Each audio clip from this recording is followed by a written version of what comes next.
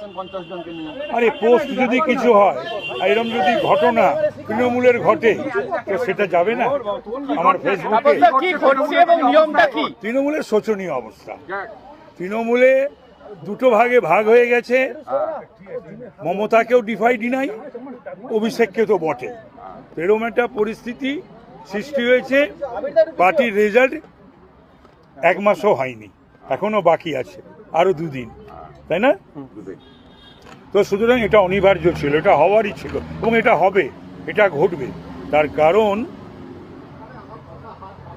Trinamool কংগ্রেসটা political নায়ক নায়িকা গায়ক গায়িকা পশ্চিমবাংলার বাইরে একটা বাংলার দল, তার আবার সর্বভারতীয় দেখাতে গিয়ে গুজরাট থেকে, দিল্লি থেকে, বিহার থেকে, বিভিন্ন জায়গা থেকে সমস্ত অরাজনৈতিক লোকদেরকে নিয়ে এসে এই সমস্ত রাজ্যসভা লোকসভায় পাঠানো। তো সুতরাং এগুলো এতদিন চুপ করে দমবন্ধ পরিস্থিতিতে সহ্য করেছে। তারপর এখানেও পশ্চিমবাংলাতেও ওই যদি দেখা যায় councillor, chairman, MIC, CIC, mayor তো বোধহয় এখন অনেকগুলো হয়েছে, কমিশনারেটও অনেক হয়েছে, আর কর্পোরেশনও অনেক হয়েছে। তারপরে মন্ত্রিসভায় যারা যারা রয়েছে তারা তো অরাজনৈতিক রাজনীতির লোকই নয়। একটা হয় ঠিক আছে, তো গন্ডায় গন্ডায় হলে সেই রাগটা, ক্রোধটাই পরিপ্রকাশ ঘটছে। নিয়মটা কি? নিয়মটা কি? আমি ভীষণ খুশি। শুধু খুশি বলছো কেন? তো আমি কি দুঃখ পাবো নাকি তৃণমূল ভাঙলে? তোমাদেরও বলিয়ারি প্রশ্ন করো সবাই এমন এমন। নিয়মটা কি? নিয়ম হচ্ছে পরিষদীয় দল, সেই পরিষদীয় দলের যারা সদস্য অর্থাৎ এমএলএ, সেই এমএলএরা বেশিরভাগই যদি সই করে তাদের নেতা নির্বাচিত করে, যদিও আজকে আমাদের স্পিকার স্যার নেই, স্পিকার আসবেন, তিনি সিদ্ধান্ত নেবেন, কিন্তু বেশিরভাগ যদি চায় সেখানে বিবেচনা করতে হবে। রাজ্য বিধানসভায় এরকম ঘটনা আগে ঘটেছে না, কখনো ঘটেনি। তৃণমূল বলে দল ছিল না তো। পশ্চিম বাংলায় এবং রাজ্য বিধানসভায় যে নতুন নতুন ঘটনা ঘটছে বহু ক্ষেত্রেই গত 15 বছর ধরে, এই সংবিধান যখন লেখা হয়েছিল, রুলস অ্যান্ড রেগুলেশন যখন হয়েছিল, ল অফ দ্য ল্যান্ড যখন, তখন তৃণমূল বলে পার্টিটা ছিল না, সেই জন্যেই মিলছে না কিছু। দিতে পারে, হ্যাঁ, সেক্রেটারিকে দেওয়া যায়। কি আজকে অনুমান কি দেবেন? পারে, আমি জানি না দেবে কি দেবে না, আমি জানি না। আমি ভেতরে ঢুকবো, খোঁজ খবর নেবো, তো নিশ্চয়ই নেওয়ার চেষ্টা করবো। আমি একটা আউট অ্যান্ড আউট একটা পলিটিক্যাল এলিমেন্ট এবং তারপরে শাসক দলের একজন বিধায়ক, সুতরাং আমি খবর রাখবো না, নেবো না। শুধু তাই না, আপনি পরিষদীয় দল অত্যন্ত ভালো করে সামলাতেন, দেখতে পাওয়া যেত বহুদিন ধরে। সেই দিক থেকে একটু জেনেছি, শিখেছি মাত্র। অনেকের অন্য কিছু জানার শেখার অভ্যাস থেকে বা সেদিকে নজর থেকে, আমার সেটা ছিল না। সবার বিধায়ক একটু পরিষদীয় রীতিনীতি জানার চেষ্টা করেছি। ঋতব্রত বলছেন যে সাহস তারা সঞ্চার করছেন সেটা বাকিদের মধ্যে ছড়িয়ে যেতে শুরু করেছে, বাকি বিধায়করাও কি এগিয়ে আসবে? সাহস এবং ভয় দুটোই কিন্তু সংক্রামক। এই ক্ষেত্রে কি সংক্রমিত হচ্ছে আমি জানি না। বলছি এই তৃণমূলের ভবিষ্যৎ কি? এই তৃণমূলের ভবিষ্যৎ, তৃণমূল উঠে যাবে, উঠে যাওয়া উচিত। এইরকম একটা রাজনৈতিক দল থাকা উচিত নয়, যে রাজনৈতিক দল শুধু ইন্ডিভিজুয়ালের চিন্তা করে, পার্টিকুলার একজনের চিন্তা করে, বা একটা পরিবারের চিন্তা করে, বা কিছু মানুষের চিন্তা করে। 15 বছর ধরে পশ্চিমবাংলার কোনো চিন্তা করেনি। যদি তৃণমূল উঠে যায়, 80 জন বিধায়ক যারা তৃণমূলের টিকিটে জিতেছেন, তারা কোথায়? সেটা তারা ভাববে, সেটা তারা ঠিক করবে, তারা ভাববে। এবং অপশন স্যার দিয়ে আইন আছে, সেটা তারা ভাববে, সেটা আমার ভাবার কথা নয়, আমি ভাববও না। না, আমি এগুলো নিয়ে আমি ভাবতে যাবো কেন? না, ঋতব্রত উদ্যোগ নিয়েছে সেটা তো শুনলাম এবং জানলাম। এবার ঋতব্রতরা জমা দিক সেক্রেটারিটা, স্পিকার নেই, তারপরে স্পিকার সেটা পাওয়ার পরে তিনি যে সিদ্ধান্ত নেবেন সেটাই হবে। বলছি, উত্তর কলকাতার যদি এক বিধায়ক, সাংসদ, তারা যদি কোনোভাবে আসতে চান, এই রকম ভাবে দলে স্বাগত জানাবেন নাকি? ওটা জানানো যায়। উত্তর কলকাতার একজন উত্তর কলকাতা একজনই তো সাংসদ, তিনি এবং তার পরিবারের বিধায়ক। আমার বন্ধু না, অনেক বড় বয়সে বন্ধু করে আমার বয়সটা বাড়িয়ে দিও না। হ্যাঁ, এখন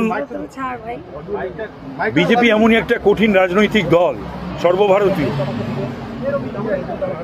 এবং নেওয়া না নেওয়ার ব্যাপারে একাধিকবার শ্রমিক ভট্টাচার্য তার দিয়েছেন, বিবৃতি দিয়েছেন। তবে টেন্টেড কাউকে নেওয়া উচিত নয়। আমার একটা ওই যেটা বলেছিল আমরা কথা বলছিলাম তাপস রায়ের সাথে। না না, আমি একটা রিপোস্ট, ওটা পোস্ট না, রিপোস্ট। আরে পোস্ট যদি কিছু হয়, এরকম যদি ঘটনা তৃণমূলের ঘটে, তো সেটা যাবে না আমার ফেসবুকে। কি ঘটছে এবং নিয়মটা কি? তৃণমূলের শোচনীয় অবস্থা। তৃণমূলে দুটো ভাগে ভাগ হয়ে গেছে। মমতাকেও ডিনাই, অভিষেককে তো বটে। এরকম একটা পরিস্থিতি সৃষ্টি হয়েছে। পার্টির রেজাল্ট 1 মাসও হয়নি, এখনো বাকি আছে আরো 2 দিন, তাই না? তো সুতরাং এটা অনিবার্য ছিল, এটা হওয়ারই ছিল, এবং এটা হবে, এটা ঘটবে। তার কারণ তৃণমূল কংগ্রেসটা অ্যাপলিটিক্যাল নায়ক নায়িকা, গায়ক গায়িকা, পশ্চিমবাংলার বাইরে একটা বাংলার দল, তার আবার সর্বভারতীয় দেখাতে গিয়ে গুজরাট থেকে, দিল্লি থেকে, বিহার থেকে, বিভিন্ন জায়গা থেকে সমস্ত অরাজনৈতিক লোকদেরকে নিয়ে এসে এই সমস্ত রাজ্যসভা লোকসভায় পাঠানো। তো সুতরাং এগুলো এতদিন চুপ করে দমবন্ধ পরিস্থিতিতে সহ্য করেছে। তারপর এখানেও পশ্চিমবাংলাতেও ওই যদি দেখা যায় councillor, chairman, MIC, CIC, mayor তো বোধহয় এখন অনেকগুলো হয়েছে, কমিশনার, কমিশনারেটও অনেক হয়েছে, আর কর্পোরেশনও অনেক হয়েছে। তারপরে মন্ত্রিসভায় যারা যারা রয়েছে তারা তো অরাজনৈতিক, রাজনীতির লোকই নয়। একটা হয় ঠিক আছে, তো গন্ডায় গন্ডায় হলে সেই রাগটা, ক্রোধটাই বহিঃপ্রকাশ ঘটছে। নিয়মটা কি? নিয়মটা কি? আমি ভীষণ খুশি। শুধু খুশি বলছো কেন? তো আমি কি দুঃখ পাবো নাকি তৃণমূল ভাঙলে? তোমাদেরও বলিহারি প্রশ্ন করো সবাই এমন এমন। নিয়মটা কি?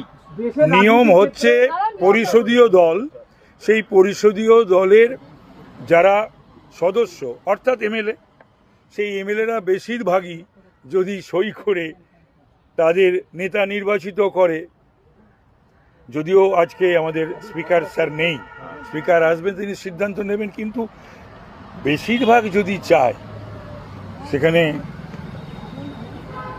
বিবেচনা করতে হবে। রাজ্য বিধানসভায় এরকম ঘটনা আগে ঘটেছে না, কখনো ঘটেনি। তৃণমূল বলে দল ছিল না তো। পশ্চিমবাংলায় এবং রাজ্য বিধানসভায় যে নতুন নতুন ঘটনা ঘটছে বহু ক্ষেত্রেই গত 15 বছর ধরে, এই সংবিধান যখন লেখা হয়েছিল, রুলস অ্যান্ড রেগুলেশন যখন হয়েছিল, ল অফ দ্য ল্যান্ড যখন, তখন তৃণমূল বলে পার্টিটা ছিল না। সেই জন্যেই মিলছে না কিছু। দিতে পারে, হ্যাঁ, সেক্রেটারিকে দেওয়া যায়। কি আজকে অনুমান কি দেবেন? পারে, আমি জানি না, দেবে কি দেবে না আমি জানি না। আমি ভেতরে ঢুকবো, খোঁজ খবর নেবো, তো নিশ্চয়ই নেওয়ার চেষ্টা করবো। আমি একটা আউট অ্যান্ড আউট একটা পলিটিক্যাল এলিমেন্ট, এবং তারপরে শাসক দলের একজন বিধায়ক, সুতরাং আমি খবরাখবর রাখবো না, নেবো না। শুধু তাই না, আপনি পরিষদীয় দল অত্যন্ত ভালো করে সামলাতেন, দেখতে পাওয়া যেত বহুদিন ধরে। সেই দিক থেকে একটু আধটু জেনেছি, শিখেছি মাত্র। অনেকের অন্য কিছু জানার শেখার অভ্যাস থেকে বা সেদিকে নজর থাকে, আমার সেটা ছিল না। সবার বিধায়ক একটু পরিষদীয় রীতিনীতি জানার চেষ্টা করেছি।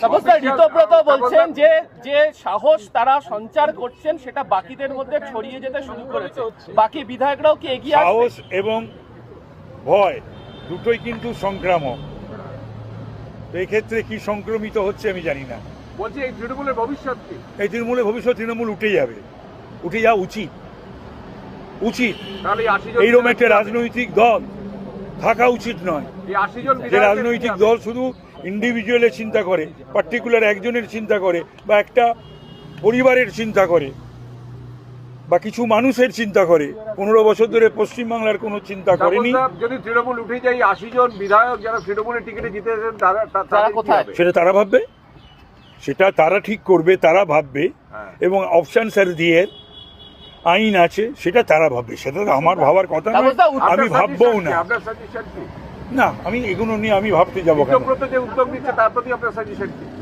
না, ঋতব্রত উদ্যোগ নিয়েছে সেটা তো শুনলাম এবং জানলাম। এবার ঋতব্রতরা জমা দিক সেক্রেটারিটা, স্পিকার নেই, তারপরে স্পিকার সেটা পাওয়ার পরে তিনি যে সিদ্ধান্ত নেবেন সেটাই হবে। বলছি উত্তর কলকাতার যদি এক বিধায়ক সাংসদ তারা যদি কোনোভাবে আসতে চান এই রকম ভাবে দলে স্বাগত জানাবেন নাকি ওটা দাঁড়ানো? উত্তর কলকাতার একজন সাংসদ, উত্তর কলকাতা একজনই তো সাংসদ। তিনি এবং তার পরিবারের বিধায়ক আমার বন্ধু না, অনেক বড় বয়সে বন্ধু করে আমার বয়সটা বাড়িয়ে দিও না। হ্যাঁ, এখন ছাড় ভাই। বিজেপি এমনই একটা কঠিন রাজনৈতিক দল, সর্বভারতীয়, এবং নেওয়া না নেওয়ার ব্যাপারে একাধিকবার শ্রমিক ভট্টাচার্য তার দিয়েছেন, বিবৃতি দিয়েছেন। তবে টেন্টেড কাউকে নেওয়া উচিত নয়। আমার একটা ওই যেটা বলেছিল আমরা কথা বলছিলাম তাপস রায়ের সাথে এবং তোমরা শুনলে যে তাপস রায়